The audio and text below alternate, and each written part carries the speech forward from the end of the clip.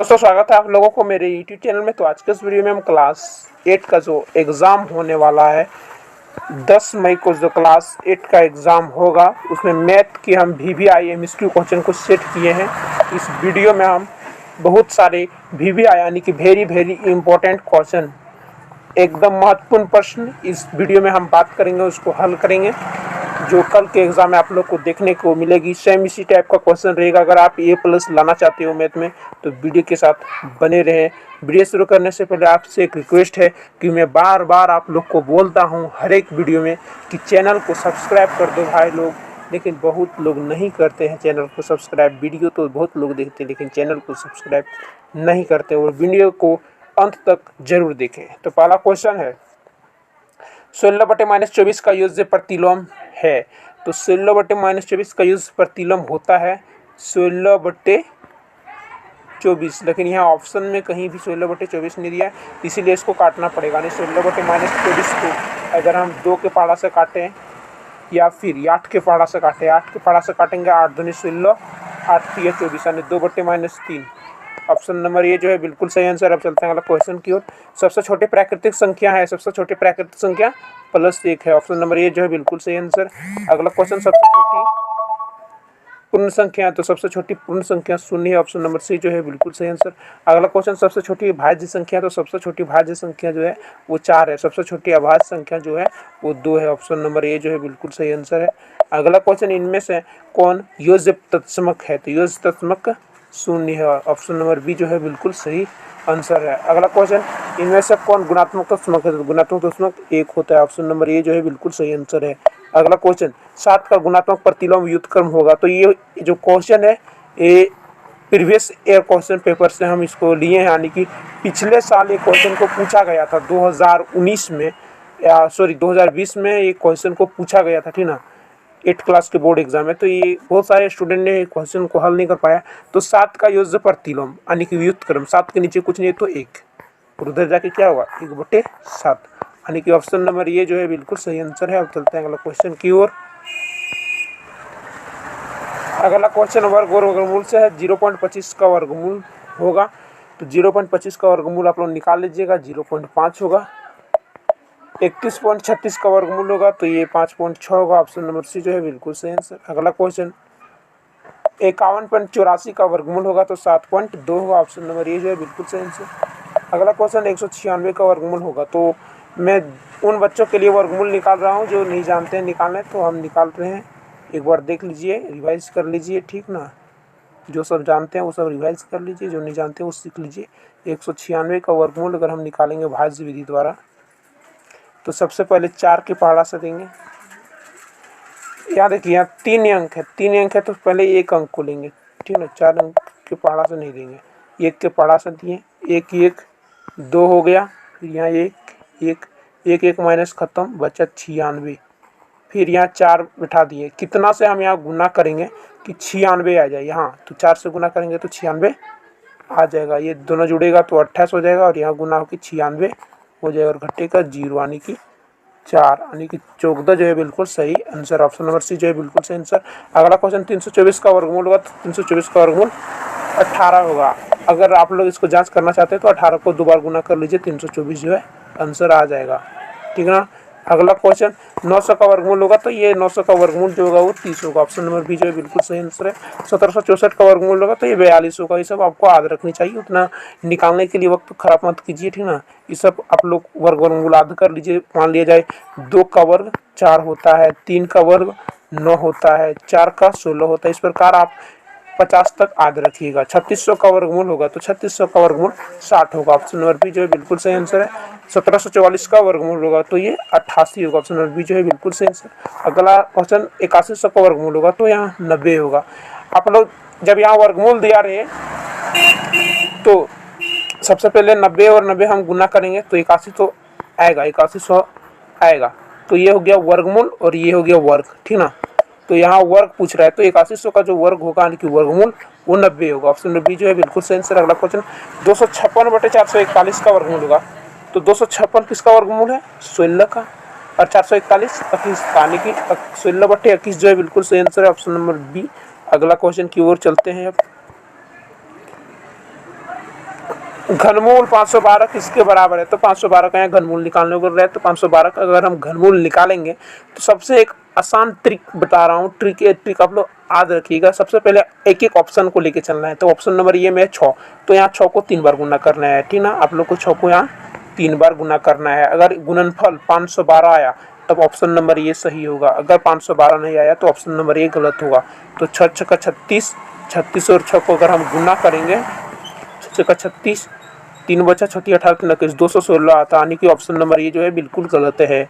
Option number B की बात करें तो ऑप्शन बी को भी 3 बार गुना करना पड़ेगा। 8 को 3 बार गुना करेंगे तो 88 64 होगा, ठीक। 64 इंटू 8 करेंगे तो 8 चौका 32, 2 8 चौका 48 और 3 51, यानी कि 512 मिल जाता है। यानी कि 512 जो यहाँ है और 512 यहाँ है, इसीलिए ऑप्शन नंबर बी 8 बिल्कुल सही आंसर है। अगला क्वेश्चन, इनमें कौन सा पूर्ण घन संख्या नहीं है, तो पूर्ण घन संख्या कौन नहीं है। बात करें 1000 की तो 1000 पूर्ण घन संख्या है, 10 निकल जाता है, 10 को 3 बार गुना करेंगे तो 1000। बात करें 125 का तो 125 का जो है वो भी पूर्ण घन है।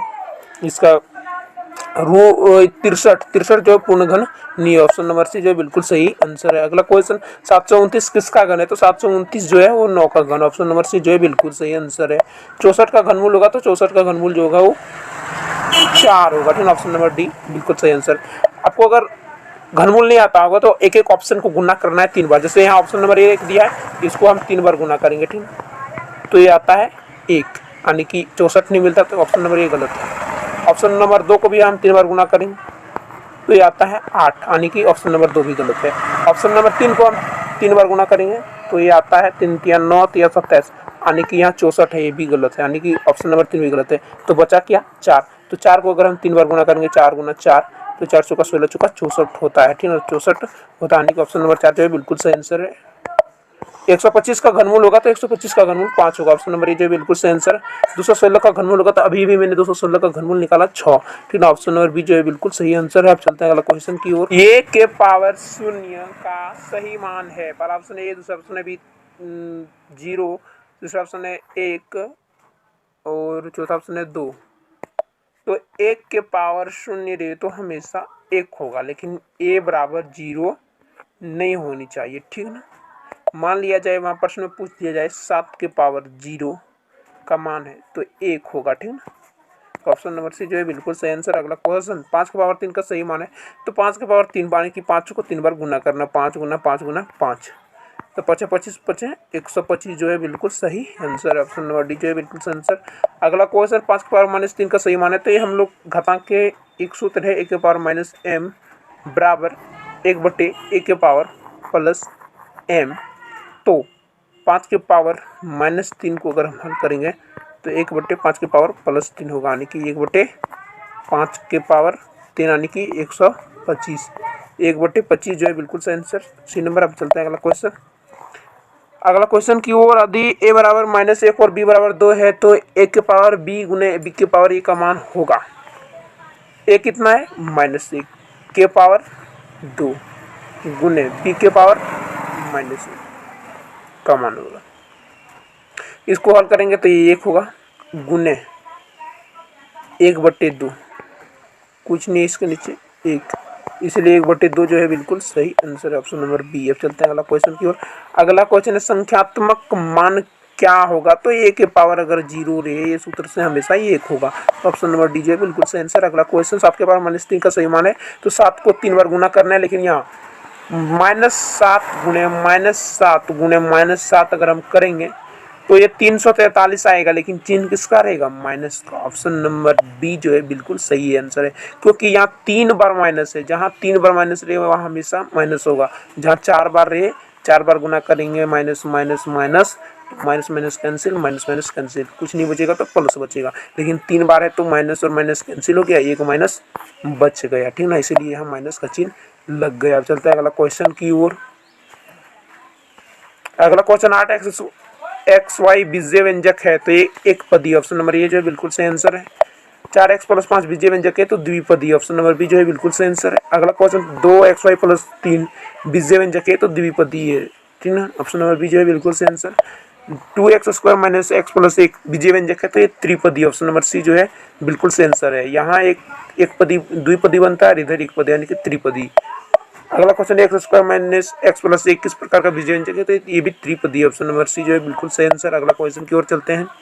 अगला क्वेश्चन 3a माइनस 9 भागा 3 का मान होगा, तो 3 गुना ये करेंगे माइनस 3 गुना 3 करेंगे, 9 को 3 गुना 3 के रूप में लिख सकते हैं, ठीक ना, बट्टे यहाँ 3 करेंगे, या फिर दूसरा नियम से यहाँ 3a माइनस 9 बट्टे 3 करेंगे। अब यहाँ 3 कॉमन ले लेंगे तो क्या बचेगा, ये माइनस 3 बचेगा, ठीक ना, बट्टे में 3 और 3 कैंसिल, यानी कि ये माइनस 3 जो है बिल्कुल सही आंसर ऑप्शन नंबर बी। अगला क्वेश्चन की ओर चलता है। 4a माइनस 6 भागा 2 का मान है, तो सेम उसी प्रकार का नियम यहाँ भी लागू करना है। 4a माइनस 6 लिखना है, बट्टे में 2 लिखना है, फिर यहाँ 4 और 6 कौन पहाड़ा में आता है, तो 2 के पहाड़ा में आता है, तो यहाँ 2 कॉमन ले लेंगे, तो यहाँ 2 कॉमन आ जाएगा, बचेगा 2 दूनी 4 यानी कि 2a माइनस 3 बचेगा, बट्टे में 2 और 2 कैंसिल होगा, यानी कि 2a minus 3 option number B जो है बिल्कुल सही आंसर। अगला क्वेश्चन 3x माइनस 36 का गुणनखंड होगा, तो ये 3x माइनस 12 यानी ऑप्शन नंबर ए जो है बिल्कुल सही आंसर है। अगला क्वेश्चन 9x माइनस 27 का गुणनखंड होगा, तो 9x माइनस 27 का अगर गुणनखंड निकालें तो 9 और 27 कौन से पहाड़ा में आते हैं, तो 9 के पहाड़ा में, और यहाँ भी x और यहाँ भी x, इसलिए 9x को हम कॉमन ले लिए। उसके बाद ब्रैकेट किया, यहाँ कुछ नहीं बचा तो 1 माइनस का चिन्ह है तो माइनस का, फिर 9 3 27 3y, यानी कि ऑप्शन नंबर ये जो है बिल्कुल सही आंसर है। गुणनखंड निकालने का ये शॉर्ट तरीका है।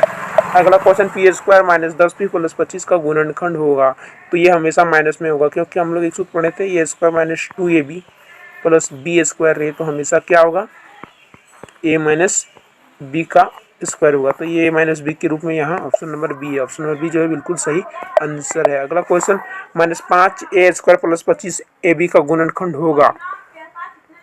गुणनखंड निकालेंगे तो सबसे पहले यहाँ 5 कॉमन में आएगा, उसके बाद a कॉमन में आएगा, बचा यहाँ -8, ठीक, a plus 5b, a plus 5b, फिर यहाँ उसी तरह से होते हुए आगे हल करेंगे, तो -5 को हम कॉमन लिए, फिर यहाँ बचा ये यहाँ बचा, फिर यहाँ माइनस का चिन्ह हो जाएगा, प्लस यहाँ माइनस है तो यहाँ प्लस है, दोनों होकर माइनस यहाँ चिन्ह हो जाएगा, उसके बाद ये 5b होगा, यानी कि ऑप्शन नंबर सी जो है बिल्कुल सही आंसर है। अब चलते हैं अगला क्वेश्चन की ओर। क्वेश्चन है 3x बराबर 18 में x का मान होगा, तो ये समीकरण है, ठीक ना, तो 3x दिया है, बराबर के उस साइड 18 दिया है, तो यहाँ सिंपली आप लोग को एक तरीका यूज करना है। याद कि 3 के साथ x में गुने है, x के साथ गुने में है 3, तो x क्या है, चर संख्या, तो चर संख्या को इधर रखेंगे, और 3 क्या है अचर, और 18 क्या है अचर, तो 18 और 3 एक संख्या है, दोनों अचर अचर, तो उसको उधर भेज देंगे, तो इधर गुने में उधर जाके बट्टे में यानी कि भागा में हो जाएगा, 18/3, और 3 के पहाड़ से काटेंगे तो 6 आएगा, यानी कि ऑप्शन नंबर ए जो है बिल्कुल सही आंसर है। चलते हैं अगला क्वेश्चन की ओर। अगला क्वेश्चन 2x प्लस 3 बराबर 5 का हल क्या होगा, तो 2x प्लस 3 बराबर 5 का अगर हम हल करेंगे तो 2x बराबर हो जाएगा, 5 में 3 घटेगा तो 2, और x बराबर क्या होगा, 2/2, यानी 2 और 2 कैंसिल, 1 बचा, ऑप्शन नंबर ये जो है बिल्कुल सही आंसर। अब चलते हैं अगला क्वेश्चन की ओर। x माइनस 1 बराबर 5 में x का मान क्या होगा, तो x माइनस 1 बराबर 5 दिया है, ठीक, सिंपली x को इस साइड रखेंगे और -1 को उस साइड भेज देंगे तो प्लस हो जाएगा, यानी कि 5 + 1 बराबर क्या हो जाएगा, 6, तो 6 जो है बिल्कुल सही आंसर है, ऑप्शन नंबर डी। अगर चलते हैं अगला क्वेश्चन की ओर। अगला क्वेश्चन x प्लस 3 बराबर 5 में x का मान क्या होगा, तो सिंपली यहाँ क्वेश्चन पूछ रहा है कि x की जगह हम कितना बैठाएं कि 5 आएगा, और यहाँ 3 दिया है तो 2 बैठाएंगे, सिंपली बात, जाहिर सी बात कि 2 में 3 जोड़ेंगे तो 5 होगा। ऑप्शन नंबर ये जो है बिना हल किए हुए आप ये सब क्वेश्चन को बना सकते हैं। अगला क्वेश्चन x प्लस 7 बराबर 12 में x का मान क्या होगा, तो यहाँ x की जगह हम क्या बैठाएंगे कि 7 को उसमें ऐड करेंगे तो 12 होगा, यानी कि x की जगह हम क्या बैठाएं, अगर हम 5 बैठाएंगे तो 5 + 7 बराबर 12 हो जाता है, यानी कि ऑप्शन नंबर बी जो है बिल्कुल सही आंसर है। अब चलते हैं अगला क्वेश्चन की ओर। अगला क्वेश्चन 50 आमों के समूह में 60% आम बिल्कुल पके हैं। बिना पके हुए आमों की संख्या, तो ये राशियों की तुलना से क्वेश्चन है। 50 आमों के समूह है, ठीक है, 60% पका है, तो 50 का 60% आप लोग को सबसे पहले ट्रिक याद रखिएगा। 50 का 60% आप लोग को ज्ञात करना है, ठीक है ना। ये शून्य और ये शून्य कैंसिल, ये शून्य और ये शून्य कैंसिल, कुछ नहीं बचा, नीचे 1 बचा, उधर 5 और इधर 6, 5 6 कितना हुआ 30, तो 30 निकला, 30 आम। तो 50 आम में से 30 आम पका है, ठीक है। तो बिना पका कितना है, 50 में 30 पक गया तो घटा देंगे, 50 में 30 पक गया है तो 20 आम जो है वो बिना पके, यानी कि ऑप्शन नंबर बी जो है बिल्कुल सही आंसर है। ये सब क्वेश्चन देखा आप लोग डरिएगा नहीं, बहुत आसान क्वेश्चन है, बट हल करने में थोड़ी दिक्कत होती है। अंतर्राष्ट्रीय बाजार में उछाल होने के कारण 60 रुपये प्रति लीटर मिलने वाले पेट्रोल की क्रय मूल्य में 5% की वृद्धि हुई, नया मूल्य क्या है। तो सिंपली से आप लोग को यहाँ कुछ करना नहीं है, 60 का 5% निकाल देना है और 60 में ऐड कर देना है, तो 60 का 5% निकलेगा, ये शून्य कैंसिल, 5 दूनी 10, 2 से काटेंगे 6 को 3 रुपया निकला। तो पहले कितना था 60 रुपया, उसके बाद कितना बढ़ा 3 रुपया, ठीक ना, तो 63 रुपया हो गया। ऑप्शन नंबर ये जो है बिल्कुल सही आंसर है। अब चलते हैं अगला क्वेश्चन की ओर। अगला क्वेश्चन, एक बगीचे में कुल खड़े वृक्षों की संख्या 40 थी, आंधी के कारण 10 वृक्ष उखड़ गए, वृक्षों की संख्या में कितने प्रतिशत की कमी हुई। तो 40 खड़ा था, 40 वृक्ष था, ठीक ना, 10 वृक्ष उखड़ गया तो कितना वृक्ष बचा, घटेंगे तो 30 वृक्ष बचा। तो 40 में से 10 उखड़ गए तो 30 बचे ना, 30/40 कर देंगे बट्टे 100, ये शून्य कैंसिल, तो 2 के फड़ा से काटेंगे, 2 दूनी 4 और इधर 1500/2, यानी कि ये हम थोड़ी गलत निकाल रहे हैं, ठीक है। तो यहाँ क्वेश्चन को वृक्षों की संख्या में कितने प्रतिशत की कमी हुई, कमी को निकालने बोल रहे हैं, ठीक है। तो 10 वृक्ष उखड़ गए, ठीक है, 10 वृक्ष उखड़ गए बट्टे 100 करेंगे, ये शून्य और ये शून्य कैंसिल, 2 दूनी 2 पच्चे, ठीक ना, 2 पच्चे यानी कि 25%, 5 और 5 आया, यानी कि 5 गुने 5, 25% जो है बिल्कुल सही आंसर है। अब चलते हैं अगला क्वेश्चन की ओर। अगला क्वेश्चन, एक घड़ी का अंकित मूल्य 2500 था, इस पर 10% बट्टा दिया जाता है, तो विक्रय मूल्य क्या होगा। तो बट्टा की राशि ज्ञात करना सबसे पहले, उसके बाद विक्रय मूल्य में घटा देना है अंकित मूल्य में। तो दाम था मान लिया जाए 2500 टका, उसमें 10% छूट दिया गया, यानी कि बट्टा, तो 2500 का 10% सबसे पहले ज्ञात करना है। 2500 का 10%, तो 10%, तो ये परसेंट जब हटेगा तो ये नीचे क्या आ जाएगा, 100 आ जाएगा, यानी कि 100, ठीक ना। तो 2500 इंटू 10/100, ये दोनों शून्य, ये दोनों शून्य कैंसिल, यहाँ बचा 25 और यहाँ 10, दोनों गुना हो जाएगा तो क्या होगा, 25 गुना 10 250 रुपया, ठीक ना।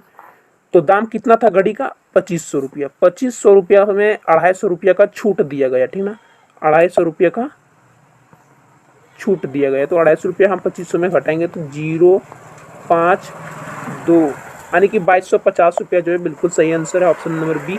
अब चलते हैं अगला क्वेश्चन की ओर। अगला क्वेश्चन, एक वस्तु 8000 रुपया में खरीदी गई तथा 10% लाभ पर बेची गई, लाभ बताइए। तो 8000 में खरीदा गया, तो सिंपली आप लोग को 8000 का 10% कर देना है बट्टे 100, ये दोनों शून्य और ये दोनों शून्य कैंसिल, बचा यहाँ 80 और यहाँ बचा 10, दोनों गुना हो जाएगा 80 और 10, तो कितना होगा 800 हो जाएगा, 800 गुना हो गया, तो 800 लाभ हुआ उसको, ठीक है। तो ऑप्शन नंबर ए जो है बिल्कुल सही आंसर है।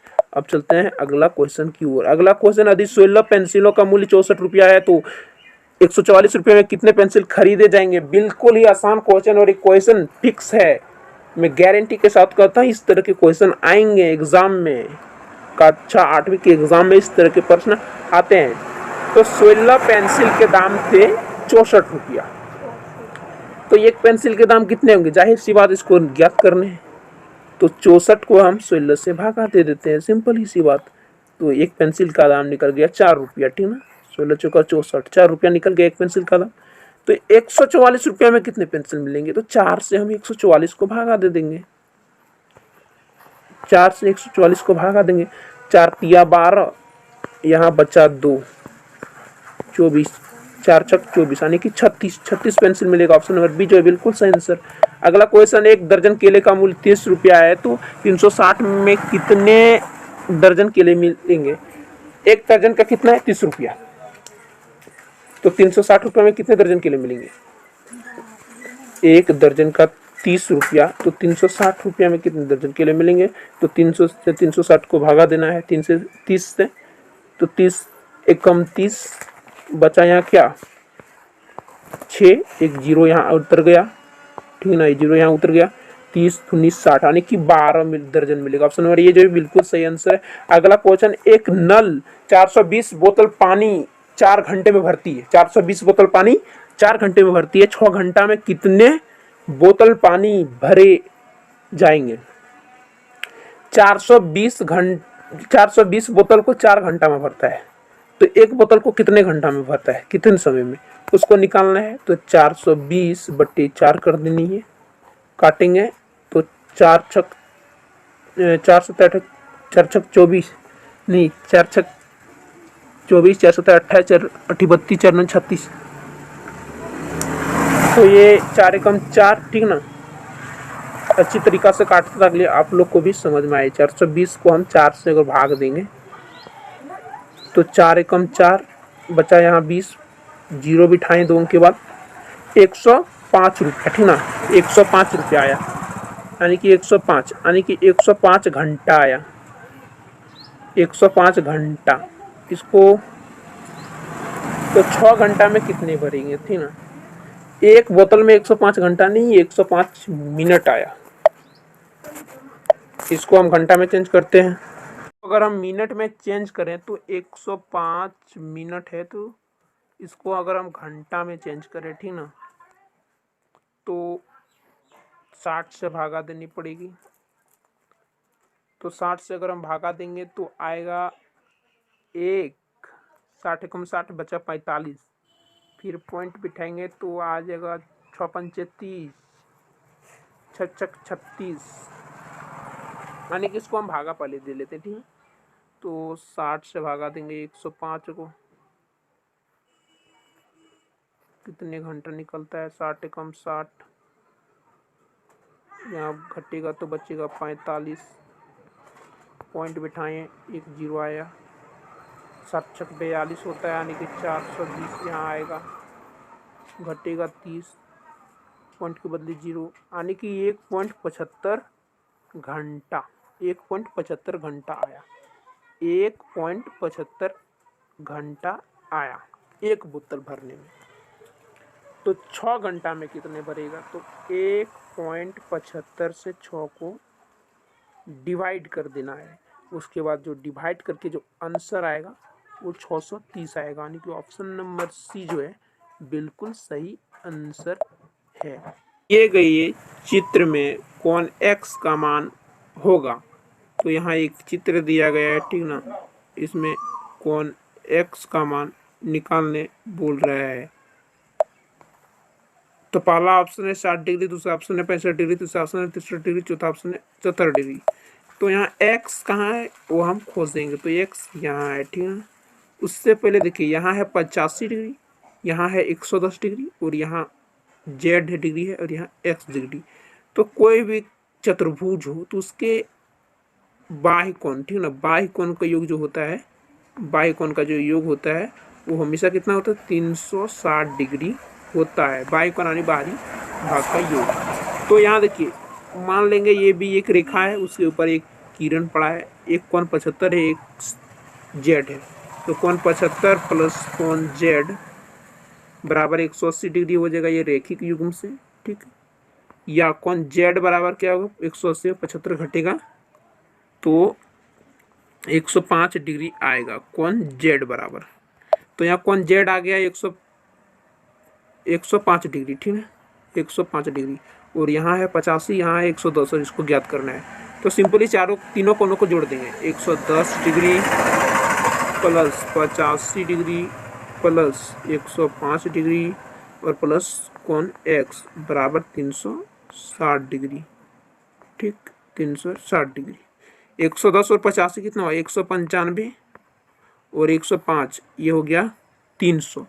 तो 300 प्लस x बराबर 360 डिग्री, या x बराबर क्या हो जाएगा, 300 प्लस x बराबर 360 डिग्री।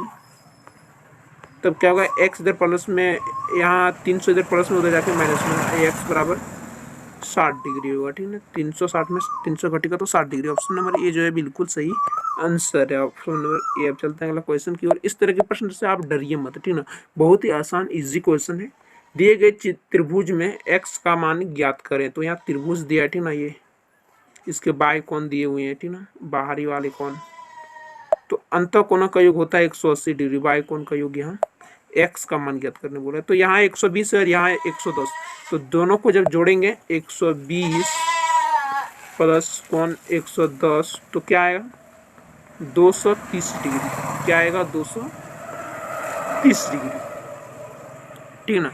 लेकिन यहाँ बोला है कोण x, तो कोण 120 डिग्री प्लस कोण 110 डिग्री प्लस कोण x बराबर किसके बराबर होगा, 360। क्यों कि इनके सभी चारों कोनों की बाही कोनों की, तीनों बाही कोनों का योग 360 डिग्री होता है। तो 120 और 110 कितना होगा, 230। तो 230 प्लस कोण x बराबर 360 डिग्री, ठीक है। ये x बराबर क्या होगा, 360 में से 230 घटेगा तो ये 0, 3, 1, 130 डिग्री आएगा। 130 डिग्री जो है बिल्कुल सही आंसर, ऑप्शन नंबर सी। अब चलते हैं अगला क्वेश्चन की ओर। अगला क्वेश्चन, आकृति में कोण x का मान निकाला है। तो कोण x का मान यहाँ क्या होगा, पहला है 120 डिग्री, दूसरा है 140। 120 और 140 जोड़ेंगे तो कितना होगा, 260, ठीक ना। 260 प्लस कोण x बराबर 360 डिग्री कर देते हैं, ठीक ना, 360 डिग्री। या कोण x बराबर क्या होगा, 360 में 260 घटेगा तो कितना बचेगा, 360 में अगर हम 260 घटेंगे तो 100 डिग्री बचेगा, यानी कि 100 डिग्री जो है कोण x का मान है। तो 100 डिग्री जो है बिल्कुल सही आंसर है, ऑप्शन नंबर ए। और ये क्वेश्चन जो है, ये जेक बोर्ड एग्जाम 2020 में ये क्वेश्चन को पूछा गया था, क्लास 8वीं के बोर्ड एग्जाम में। और सेम इसी प्रकार के क्वेश्चन 10 मई के एग्जाम में आप लोग को देखने को मिलेंगे आपके साथ अगली वीडियो में। साथ ही साथ आपने अभी तक मेरे YouTube चैनल को सब्सक्राइब नहीं किया है तो प्लीज़ सब्सक्राइब कर लिया, क्योंकि मैं आप लोगों के लिए बहुत ही मेहनत करता हूँ। आप सभी बच्चों, स्टूडेंट के लिए इतने MSQ क्वेश्चन छाट कर सबको मैं PDF में बनाकर वीडियो बना के आप लोग के लिए डालता हूँ यार। तो क्यों ना चैनल सब्सक्राइब करते, बहुत लोग सब्सक्राइब नहीं करते। मिलेंगे आपके साथ अगली वीडियो में, तब तक के लिए जय हिंद, जय भारत, वंदे मातरम।